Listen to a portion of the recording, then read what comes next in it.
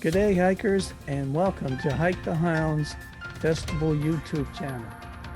We're pleased to talk about the best of the Great Trail, and I understand now it's just called the Trans-Canada Trail. It And was name too keeps hard to changing. figure out what the Great Trail was all about. So with me today is Michael Haynes. He's had over 30 some years experience with trails as a hiker, as a volunteer, as a executive director for our Provincial Trail Organization, trail director for a provincial or national, sorry, not for profit, a consultant in municipal plans with active transportation and different strategies. He's published several articles in magazines. He's been a presenter in 8 different countries, and he has more than 30 radio segments about trails, and he even had time to write 13 trail guidebooks. So welcome, Michael. Thanks, Tom. And I'll just correct you one little thing. It was over 350 radio segments. Oh, 350. Oh, Yeah, that's just the paid ones. I can't tell you how many more I've done otherwise when they've just been, just been chatting about stuff. okay. So you can start your presentation now. Oh, sure thing. All right. Well, Tom, you're right. What was formerly known as the Trans-Canada Trail on June 1st, 2017, Canada's 150th birthday, at a big ceremony in Ottawa, changed its name to the Great Trail. And so since I did the work for this book under the title The Best of the Trans-Canada Trail, I, of course, had to change the names of the books to The Best of the Great Trail because that's what it was. On June of 2021, the Great Trail officially changed its name back to the Trans-Canada Trail. So what we've got here is the books. I'll start my presentation, The Best of the Great Trail, or the Trans-Canada Trail, whichever way you call it. And the way I put it is finding the gems in the 25,000 kilometers of pathway roads and waterways that make up the route of the Trans-Canada Trail. And that's what I'll refer to it now. It always, for 25 years, I knew it as the Trans-Canada Trail. So I'll go back to what fits comfortably on my tongue. So a couple of things for those who don't know that much about the Trans-Canada Trail, we'll just run through it briefly. It is the longest trail network in the world, obviously, at 25,000 kilometers, or more or less 24, 25,000. Difficult to say because it keeps changing every year. The core uses, if you can see in the presentation, basically they're non-motorized with the exception of snowmobiling. They at this point don't accept ATVing as one of the core activities. So at 24,000, 25,000 kilometers, it goes to all 3 of Canada's oceans, and it links, well, as you can see from the presentation, it links a lot of different places with a lot of different Canadians. And one of the interesting things in it, now that the Trans-Canada Trail itself doesn't really build trails, it helps fund building the trails and things like that. So really what it is, it's not, I often like to say it's not one thing. It's not if you see it here, you see it everywhere. It's almost like a quilt. It's a patchwork of each of the patches is one of the hundreds of different community groups that are spread throughout the country. Some are municipal governments, some are provincial governments, some are parks, national and provincial, and some are community groups. Like in Cape Breton, for example, a lot of the trails in Cape Breton are made up by like the Cayley Shores Coastal Trail, which is one of the trails in my book. That was community groups, and a number of community groups that came together with this vision of participating in this big thing. Because when it first started back in the early 90s, and I was there when it first started, this was just unimaginable. As a matter of fact, when it first started, they were saying it would be 5,000 kilometers long, and everybody was like, ooh, because that was such an incredible number in those days. And even the idea of multi-use trail, that was kind of a new concept too. So it's really interesting to see where it's gone over the years. So anyway, we'll move along. If you're thinking of where does the Trans-Canada Trail go, this is more or less, the red lines indicate land routes. The little blue sections indicate water routes. And as you can see, particularly in the north, the Mackenzie River, that's kind of an easy one. That's all the way, but there's more. There are more stretches. And as I say, it changes just about every year. Pardon me. Of course, I had to swallow down my windpipe while we're talking. When we're talking about what I did for my book, if you can see all those little icons there, each of those represents a section of the Trans-Canada Trail that I included in my book. So as you can see in the east, we go all the way from quite literally the the easternmost point in North America at Cape Spear. And we continue all the way west until we're at in Victoria and almost at kilometer. I didn't start quite at kilometer zero of both the Trans-Canada Highway and that section, but within a kilometer of it, kilometer and a half of it, in Victoria, part of the Galloping Goose. So what I'm going to do, I think, is I'm going to show you sort of break it down into some of the different sections, and I'll show you pictures of some of the trails. Just briefly, we've got it timed, so you're going to get about 10 seconds of each trail, but not every trail, not all 60.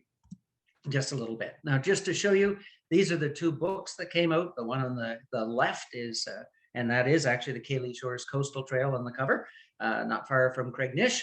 And that is volume 1, which is Eastern Canada. I'll show that in a little more detail later. And volume 2 is Western Canada. So let's have a look. So when we're talking about Eastern Canada, you see the section that's coming up there, volume 1, Eastern Canada. Essentially, it's the Atlantic region, Quebec, and Southern Ontario. And what I did was I did 10 routes in each of the different regions. And what I did actually was, I didn't pick them myself, although that's not entirely true. What I did was, because I used to be executive director of the Nova Scotia Trails Federation, and of course with the NGO up in Ottawa, I knew most of the provincial trail directors across the country. So I contacted them, and I didn't try to specify, I didn't say what, give them a criteria, what was the best. I did it this way, which is probably how you do it, Tom. If somebody called you up and said, look, I'm coming to Victoria County, in my case, coming to Newfoundland, got a couple of days, I'd like to do part of do your best trails, where would you send them? Because even though you hadn't really rigorously put in your mind what you thought the best was, you wanted to send them where they'd have a good experience. So for as far as I was concerned, that was the best, whatever they defined as the best. And so it was and what was really interesting was how different it was in different provinces and different regions. So as you can see, so what I did was I selected the number for each province and territory. And I think everyone was generally happy except poor Prince Edward Island with only 1. They were a little disappointed, but I thought 3 each for Newfoundland, New Brunswick, and Nova Scotia was reasonable. And that left, unfortunately, only 1 for PEI, unless I was going to cheat and have 11 for Atlantic Canada, which I could have done. I'm the author after all, so I can get away with stuff like that. It just gives you an example of the type of train, some of the different type of train. This is part of the Cape Spear, is right from Cape Spear into Fort Amherst in St. John's, part of the East Coast Trail. Like Gaff Topsails in Newfoundland, you actually go 85 kilometers between communities, Tom. I saw caribou up there. I certainly saw moose. Boy, that is fast, 10 seconds. All right. That gets us in the Cayley Shores Coastal Trail. I covered all 90 kilometers. You may recognize this one. And of course, immediately with a brain fart, I'm getting away with it. In PEI, again, the only section that actually goes on the ocean there. So that was their choice for what would be, if there was only one, what could be included.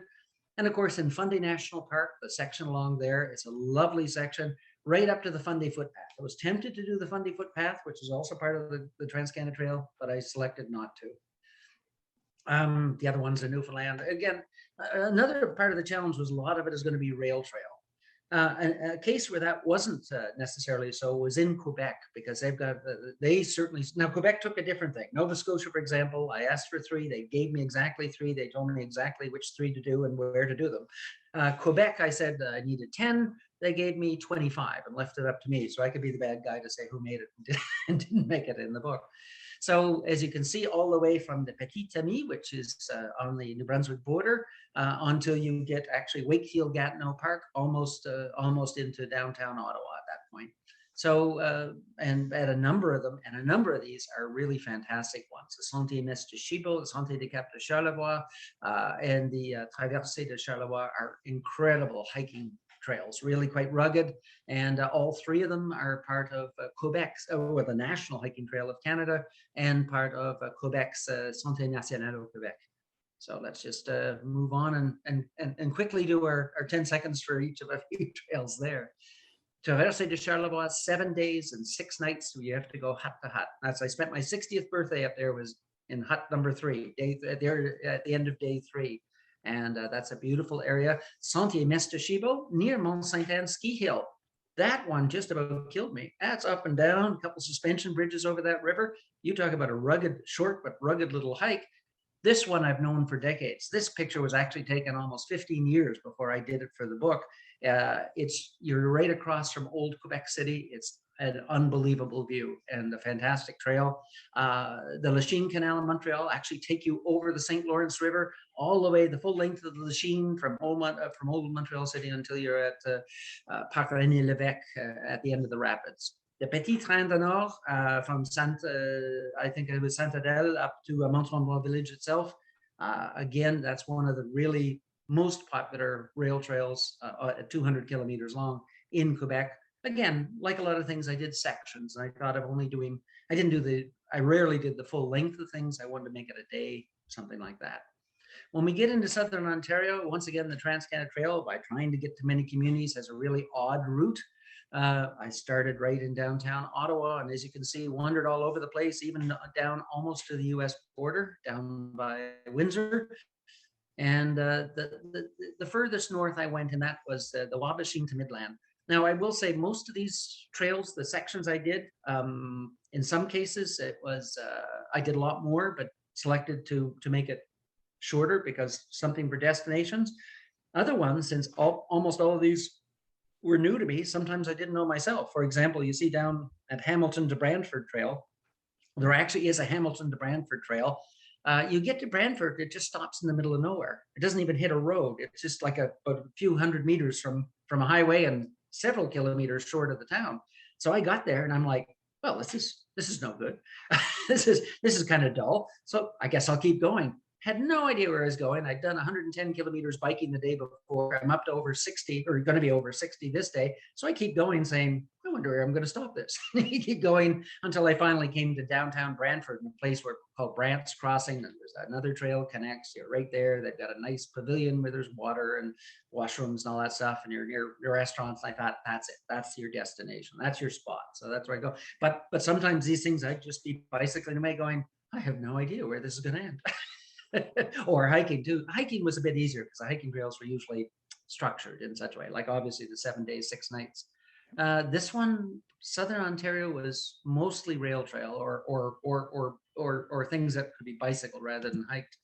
Ottawa River Pathway, obviously you see that. I actually started at the Museum of Civilization on the Quebec side and continued, well, all the way through until we go into the Rideau Trail at the Greenbelt. The Cataraqui Trail, this is an interesting one alongside the Rideau Canal. Southern Ontario, but incredibly isolated because you're heading through a little bit of the Canadian Shield that goes all the way into the United States.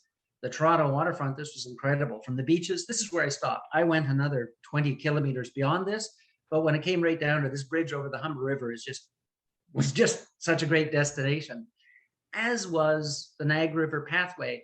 But in that case, I literally went from the fort on Lake Ontario to the fort in Lake Erie, back and forth.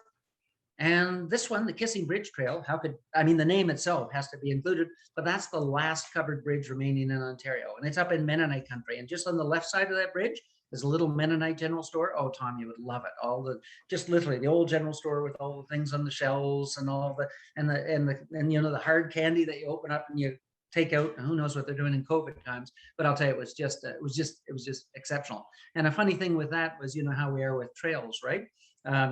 You could have, because it's Mennonite country, you could have horses on the roads, but you couldn't have horses on the trail. So it's horses and buggies on the road. So when I did the Best the Great Trail, you see, I did the field work in 2015 and I actually did 950 kilometers in just one direction of the trail. And when I had to drive about 12,000 kilometers to get that all in, for all the various trips to do that. With and in terms of distance, the Salt Marsh Trail in Nova Scotia was the shortest, and that one in the Gaff Topsails. And the one in the Gaff Topsails would also, I would say, was not only the longest, it was also probably the most remote and of any in southern Canada that I found. So it was interesting that it was there right in our backyard, sort of thing. And the book itself was published in September 2018. Okay, so when we look at Western Canada, basically that's sort of everything else. Volume 2 was anything, and actually I decided to include Northern Ontario because For those of you who have been to Ontario, obviously, people in Northern Ontario would say they're not at all like the people in Southern Ontario, and it is geographically and in terms of population density and everything else. It is an entirely different type of. As a matter of fact, I think a lot of us from the Maritimes would really enjoy it simply because the terrain often looks very familiar with that Canadian Shield country. Lots of lakes, lots of hills, lots of rugged terrain. So especially along the Lake Superior shore. Now, you may notice the Lake Superior shore shows blue. There are all sorts of different separate hiking and sections in there, and that's what I chose to do. And by the way, I chose not to do any water routes simply because I'm a hiker and biker. Water routes are something different. And you see that section there, maybe at the end of Lake Superior heading into Manitoba. That is actually a particular trail. It's 1,200 kilometers long called the Path of the Paddle. And actually, one of the trails that I did profile in Whiteshell Park in Manitoba, it actually ends at the spot where the Path of the Paddle ends. And they have to get, which is in the middle of nowhere, and they have to get out of their canoe and start walking or biking, I guess. So, whereas on the other end, it actually starts in Thunder Bay itself. It's a really cool concept. And I did a conference in Marathon, Ontario, where I spoke once, and that's on the North Shore, Lake Superior, a very isolated area. But they did a presentation on the Path of the Paddle, and I mean that's a fantastic. That's really, if you got any canoers, that looks really fantastic. The Path of the Paddle. But I stuck myself to no roads, which make up about 7,000 kilometers of that 24,000 kilometer total, or 8,000 kilometers, I should say, 8,500 kilometers. And that's a lot of the north. So for example, the Dawson Highway north in the Yukon is fantastically scenic, but it's a road. And nobody would say that's a great trail. So I stayed away from the 8,500 kilometers of road, as scenic as they were, and I stayed away from the 7,000 kilometers of water route, because that's not my specialty. So we stuck to land. And actually, between the two books, I did about 18% of the total distance. Whoops, sorry, excuse me, back up a bit more. Oh, anyway, it's not gonna let me show you Northern Ontario. Who cares? All right, Lake Superior Provincial Park. That's the trail, Tom. Rugged as heck. So was Pukassaw, the 5 days and 4 nights of backpacking. That's actually me. I did, a friend from Ottawa came down and did it. That was the last of the 60 routes I did after I drove west and then turned around and was driving back east again. Sleeping Giant, you see the head on the right, the chest and the legs. That's amazing, isn't it? There's a loop trail around that, and that's the part of the Trans-Canada Trail, almost 28 kilometers. And that's a whole provincial park near Thunder Bay. That's amazing. There were other ones I did, and that was just phenomenal hiking there. Now, I've done this from east to west, but when I actually did the West Coast book, so for example, Trail 1 in the Eastern book is in Newfoundland, and we work our way west. When I did Trail 1 for the Western Canada book, I saw it didn't make sense to me to start, so I started in Victoria. So it actually works west to east, and I guess they meet somewhere in the middle of Ontario. But it made more sense for Western Canada book to start in the west and work my way east. Although that's not how I hike them, of course, or bike them. So as you can see, I did 4 each. I did 6 in Northern Ontario, 4 each in Manitoba and Saskatchewan. And Saskatchewan in particular was a bit of a challenge because their organizational structure at the time I was doing the research had broken down a bit. So I actually consulted with, I had contacts with, because I've done workshops for Saskatchewan Recreation Association. I've done trail workshops for them. And I've also worked with Sask Trails. I've done stuff with them. So I talked to their people. I also talked to the Trans-Canada Trail person. And unfortunately, they came up with all different routes, suggestions. The only one they all agreed with, and I also talked to the provincial government, and the only one they all agreed with was the Cypress Hills. So that was definite. The other ones we sort of made up, and I literally was on my way back east before they finally, I made a decision on what would be the 4th route. I literally was in Saskatchewan. I had to get some bike repairs. As I was sitting there, I was talking on the phone. I finally said, I'm going to do this. Do you guys object? And they were like, well, no. And that's how we got Saskatchewan. Pinawa, this is a nice area, still Canadian Shield, which you don't think of in Manitoba, near one of the big nuclear power facilities in the province. So that was a pretty interesting one. Downtown Winnipeg itself, this was amazing. That's the Pont Louis Réal.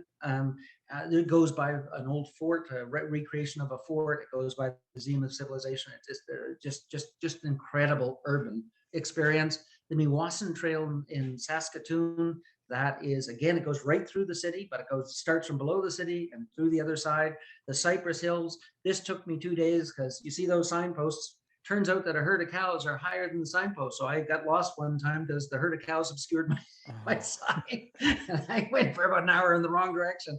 You have to ford Battle Creek. There's no bridge, and you're like knee deep in muck. Good times, Tom. Good times.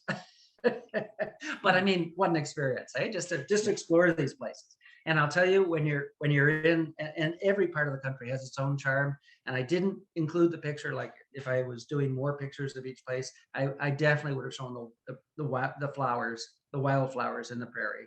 Because when I was there, it was just like a carpet of all these different colors. It's thick, like knee high grass, and these beautiful, beautiful flowers. And then the big sky, it really is a thing. It really is especially in that rolling terrain as you get toward the Alberta border. Now we get to Alberta, and it's kind of an odd shape here. It actually, you see down in Medicine Hat, that's near where basically the other side of the Saskatchewan borders where the Cypress Hills are. They're sort of orphan sections that were sort of not part of the main route, but were designated back when they were still trying to decide where the route would go. So it actually comes from Saskatchewan up by the Iron Horse, and then just north of Edmonton, it splits, and you got the route that goes to the northern part of Canada. And so when you see Athabasca Landing, I'm actually right up to the spot where that water route goes all the way to the Arctic. And then I went as high as Lesser Slave Lake up there, and that's as far north I go. And of course, had to do a couple in the mountains. I wish I could show you almost all of these, but we'll just run through show you a couple of these. The Athabasca Landing Trail, that's also known as the 100-mile portage. And I guess I didn't show. I actually have a picture of actually the landing on the Athabasca River. Edmonton River Valley Trail, they have an amazing system of trails. It's all about bridges. I could show you 8 or 10 bridges like this that you cross back and forth on this 27-kilometer route. And all these routes, by the way, are one way. This is just about the only indoor section of the Trans-Canada Trail. And you see the market, it's in the gymnasium. You come in one door and you go to the other. They've got displays and things like that. That's actually the trail. And of course, then down you get to Canmore. Now you're getting into the real scenic stuff. Yeah, I wish I could have done the trail wasn't finished when I was there. They were doing an 80-kilometer section all the way from Canmore down to the Elk Pass at the BC border. 40 kilometers was done. I didn't have a mountain bike, Tom. I have a compound bike. So I'm riding in the mountains on a compound bike, which meant essentially I had to carry it up every hill and hope like heck I didn't die on the way down. Can't tell you how many times I crashed. So I did about 27K, and it's like there was a way out, and I was so beaten up, I didn't turn around and go back. I went down to the road, dirt road, and just slowly cycled back. But they have a fantastic, that's, if I have any section of the Trans-Can Trail I think I'd like to do, go back and do, it would be the rest of that one, because they have an amazing suspension bridge that's down in Kananaskis country. When we get into BC, I also did 8 in British Columbia, and as you can see, I got a couple on Vancouver Island, and the rest. Now, I'm not going to show it because how do you show a kilometer-long tunnel? But go on YouTube and you see the section, the Columbia and Western near Nelson. There's a tunnel in there that's just under a kilometer long. You actually, and Tom, it curves at the end. So when you enter the tunnel, you literally can't see the light at the end of the tunnel because there is none. So what I did was after I walked through and got to the other side, I turned around and got my camera and I started telling about the history of the tunnel and how they built it. And I walk in until it's utterly and completely black. And then of course I turn around and you can see the dripping water and cool like that. So it's a YouTube video, and it's kind of fun to watch that one. But yeah, and actually when I was in Cranbrook, they actually, because they were planning their 2017 celebrations, they actually pulled me into a meeting while I was there so I could tell them about the Trans-Can Trail. Actually, I did something similar in St. John's, Newfoundland, when I did that section as well, the East Coast Trail Association, because they still hadn't decided to join the Trans-Can Trail yet. And they just wanted to, pick my brain. Took 5 minutes, then all right, let's take a look at a couple here, Tom. Look at this. That particular section in just under 11 kilometers has 17 trestle bridges. That's the longest, most impressive, but that's just, that I think is everyone's bet. This one, I don't know if you look in the tunnel, you can actually see the next tunnel along there. In 1.5 kilometers, there are 5 tunnels and 2 bridges. It's the Coquihalla Canyon. Amazing. I don't know if you can see the little red stripe in the middle of that bridge. how many trails can you do where you can bungee jump along the way? This is from Whistler down to Brandywine Provincial Park, and you have to walk your way through.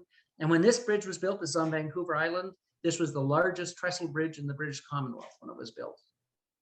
And that's in, that's it called the Kinsall Trestle. And this is the Columbian Western, and this is before you get into that kilometer-long tunnel. You actually start down at Lake Value and climb your way up.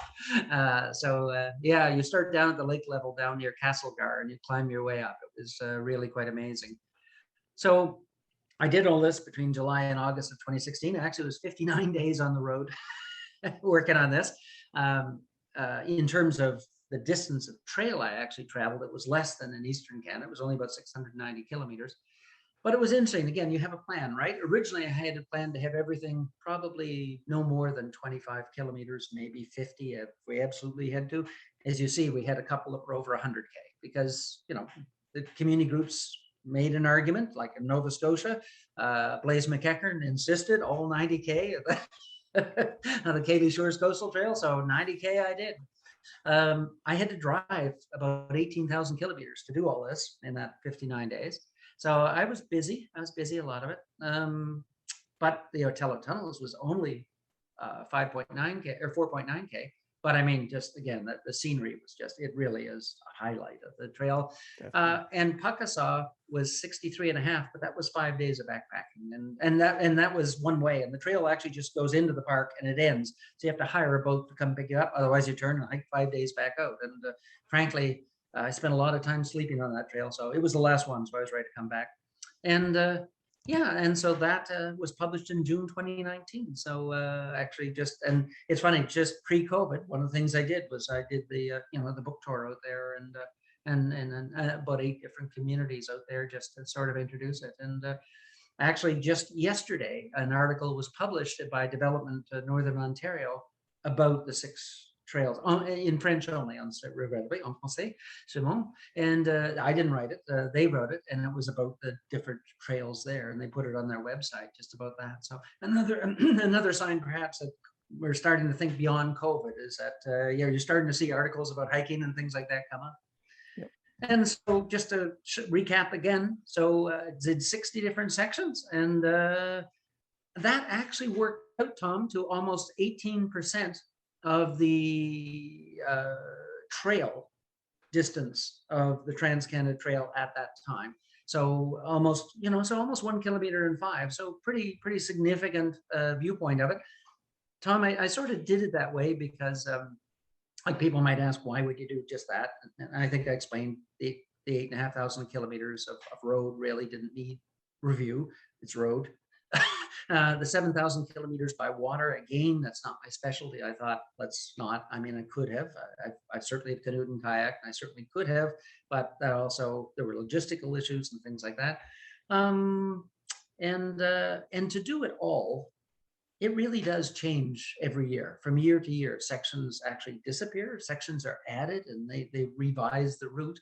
It is a constantly evolving thing. So it would take a long time to do 25,000 kilometers, certainly more than a year. And by the time you finish, it would be different behind you. So I just thought, well, what are the sections that are probably going to stay here that the communities say are worthwhile experiences to do? So it's almost like, again, like a little travelogue. So if you're visiting Alberta, you say, I'd like to see part of their Trans-Can Trail. Maybe you go and you do. The section, the Glenbow Ranch, just outside of Calgary, really pretty little area. And it's one that a family donated. They kept the ranch style buildings and things like that. Really cool. You can do that in half a day, get a taste of the Trans-Canada Trail. Same thing about doing, and you don't have to do the whole Cayley Shores Coastal Trail, although it's all lovely. You might choose just the section around Craignish that's on the cover, something like that. You get a taste, you get a feel for it. So that was the best of the Trans-Canada Trail as I saw it, thanks to the various provincial trail organizations that gave me the advice. The only area I really changed things on my own was Northern Ontario, and that was because the Trans-Canada Trail Ontario group, based in Toronto, suggested a whole bunch of things like downtown Kenora or downtown Thunder Bay, and I thought, no way I'm doing Lake Superior Shore with all the fantastic hiking trails, and I'm going to do downtown Thunder Bay with all due respect to Thunder Bay, where I've done a lot of work in. No, no, no, no. I'm going to do the Cascade Trail up between Schreiber and Rossport, which is part of the Voyageur Trail on Mount Gwyn, which is in the book, which is just like a 360-degree view for ever. Stuff like that. Yeah, no, one of So, the things that I noticed, I biked the Confederation Trail in PEI, which is the Trans Canada Trail, yep. and I found that um, I think communities have to realize that this could be an economic boost to the area.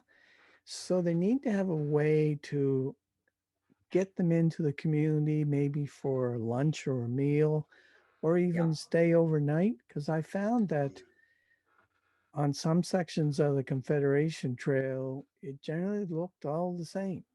Oh yeah. And I so did. you, I you wrote the could, book on Prince Edward Island, and I profiled the entire Confederation Trail. I biked it as well, and yeah, I teased them that yeah, that would be that's what the problem would be, that the book would be 2 pages long. You get on a bicycle, you pass potato fields, and then it stops.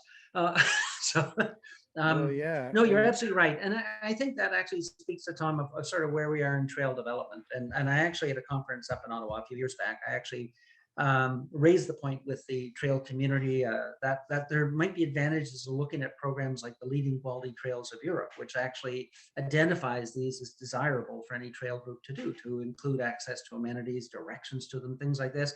yeah, I think, putting on my hat now as a former, working with provincial and as a provincial trails director, it's been so difficult to build the trails. There's been so many challenges of getting the funding, so many challenges. People may not remember that 25 years ago, or yeah, when we started in the mid 90s, we didn't even have control of the rail lines themselves, weren't even in public hands. They were still owned by CPCN, and there was still a big debate about selling them off to landowners, selling them to private industry, making short lines, which has happened in some cases, like the line up in Cape Breton. So we actually have come a long way, and yet in many ways we haven't come that far. All of our efforts have been focused on opening trail on the ground, but just getting a linear track. And the Trans Canada Trail has influenced that mindset considerably, because it's always been about, since its inception in the early 90s until 2017, when it was officially declared connected. It defined a route, which included the roadway route.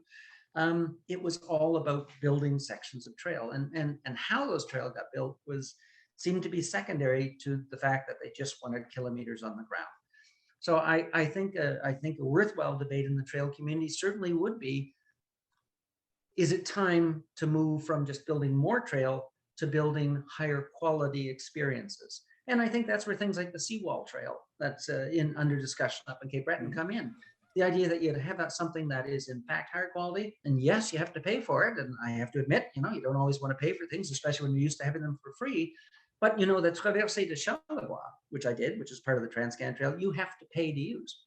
You have to go hut to hut, one night, whenever. You want to drop out, like my friend from Ottawa had to drop out after 2 days. You pay for rescue. You want your car moved to the far end, which is like almost 100 kilometers from where you started. You pay for that. If you want to, they'll even bring food to the huts for you. There's a fee for that. So this might be a new experience for us in Nova Scotia. It's not a new experience in other parts of the world, certainly, and even other parts of Canada. But certainly in the Canadian trail community at large, we have not advanced far beyond the idea of just opening new kilometers of trail. We haven't really advanced to, okay, so, and I remember that very much actually on the Confederation Trail. You're driving into Summerside, there's not even a sign to say you're coming into Summerside. Now, there are lots of clues from the road traffic and things like that, but you think it might be nice to have actually a sign on the trail said, hey, you're coming into, this is where you are. So yeah, no, things like that. So this is one of the things the Leading Quality Trails of Europe does extremely well, is the idea of connecting to amenities, of giving rewards, and providing certification. And with that certification comes promotion by both national and local trail and local is usually national, especially in places like Greece or Austria, someplace like that, by by by by by promotion by the tourism agencies. So that old question of that we used to have back in the 90s and early 2000s when I was executive director of how do we get tourism to promote us? Well, tourism is actually kind of right. We have to have a product that they can promote, and a product that we can promote isn't just a line in the path. And the Cayley Coastal Shores is getting there every year. The Cayley Coastal Shores is improving, so I think they definitely get that you connect to Judic, that you connect to Port Hood. Port Hood's there. I mean, I remember, and I took a picture of it when I was doing this book. There's a sign on the trail that points to the Liquor Commission. Excellent. Good, no, totally good plan. That's what you should do. I remember back in, oh my goodness, 93, 94, even before I was working in trails, I was at the visit in Florida. I was on a trail there they call the Pinella Trail, which runs the length of Florida, rail trail in Pinella Trail. And we just did a little walk because, again, I wasn't really a hiker at that point. It was before even my first book. And we were walking along it. We're just tourists. And I noticed at every single street, and there were many, there was a signpost, and the signpost pointed to ice cream. A trail should be part of the community, not something that is near or alongside or something like that of the community. So I think, Tom, I couldn't agree more that that's a conversation that would be worth having, certainly the trail community in the larger sense, but even in local trail communities, is thinking, okay, we've got a good experience. How do we make it better? Not for us who are experienced trail people, because the people who build trails or the volunteers are experienced trail people. How do we do it for the new Canadian? How do we do it for the person who's never heard of Wiskaban Falls, for example, and is seeing it for the first time? That sort of stuff. Yeah, the one thing that it took us a little while to get our head around was when we did the Confederation Trail, how are we getting back to our original starting point? And so Well, there's lots of little lots things of and opportunity for details business. Yep. you got to work out in order to Yep. make it all happen. And of course, last year with COVID-19, of course, and this year, Yes. one of the things that we're hearing from a lot of hikers is that we really need to have a loop trail instead of an in and out trail. Loop trails are always more popular. So things like the Trans-Canada Trail, you're absolutely right. Things like the Trans-Canada Trail, this is something entirely different. So almost everything in my two books is a linear trail. These are the only books I've ever done where I've only given one-way directions. Or in distances when I talk about the book. So when I talk about and I mentioned that it's 102K in the Gaff Topsails. Well, of course, when I did them, because I was out there by myself, I had to go both distances. So I had to go there, and I had to go from Howley to Badger and back again on my bicycle, and not designed for bikes. Another place where it's mostly ATV traffic. So it was a bit of a challenge. Not a bit of a challenge, but a lot of a challenge. It's funny. We can look and say, well, we have come a long way. Probably, Tom. When I started, we have come a long way in terms of actually putting managed pathway on the ground. So I think when I worked on my first book in 94, 95, I'm certain there was less than 500 kilometers of managed pathway in the entire province of Nova Scotia, including both national parks, all the provincial parks, because we had no rail trails and that. Now I suspect we have almost that much distance of managed footpath just in the Halifax Regional Municipality. But have we integrated it well? Some, yes. There's some signs that some things are integrating well, and others, no. They're sort of having them, they're having them sort of sit out there, and it's very much of a more of a take it as you find it experience, and good luck finding it in some respects. We got a long way to go, but that's brilliant. That just means, and the good news is, there are models out there in other countries, less so than in Canada, but in other countries. Although I will say this, Vélo Quebec, when you're talking about the Confederation Trail, Vélo Quebec, which has the route vert in that province, which several of these sections that I did in Quebec were part of the route vert. Has thousands of kilometers of bicycle pathway. It has learned a lot from its sections in other parts of Canada. Excuse me one second. Believe it or not, that's work calling me in to see if I can come to work. If you hear that in the background, it's my phone ringing. I had to leave it on. I had to leave my phone on, Tom. I'm sorry, I had to leave it on because in case my parents need to go to the ER. In any case, what we have to do is like some nice classical music. What we have to do is, as trail developers, particularly those of us who have seen things in other countries than that, is maybe, I guess, engage in the conversation. It's still going to be a challenge. I do remember presenting, as I say, in Ottawa, and I think it was October of 2017. I think that was the last National Trails Conference at which I attended or presented. And I presented about the leading quality trails of Europe, and I made that argument that now that the Transcan Trail was officially designated, or as a route was designated, now instead of looking at just adding more and more kilometers, maybe we could look at taking what we have and making them superior. Yep. And as I say, rewarding quality. Not to say you can't build all these other trails, but give an incentive to look beyond just the path on the ground to interpretive panels, to good signage, to links to various businesses and restaurants and connections that way. So in that respect, the Traversée de Charlevoix, which you have to pay for, is actually well done. That was a trail that went in the 1980s. It was organized by local people. It hires, a couple of staff, but they continue there. It continues to this day. How many trails do we have of that length, of that sort of complexity, with all these various things that have gone on for 40 years? In particularly our part of the country, not too many. Well, Michael, I just, on behalf of Hike the Highlands Festival Society, we'd like to thank you for your excellent presentation and hearing your knowledge that you've gained over the many years working in trails. Many years. Thank you again, and hope that you'll get to Victoria County and Hike the Highlands Festival soon. Oh, Tom, looking forward to getting up there. I really am. I enjoy. I miss being up there, and I hope one of these days. You do the Hike the Highlands. You'll somehow find a way to sneak Mabu and Sight Point into it. Then you'll have me for sure. Okay.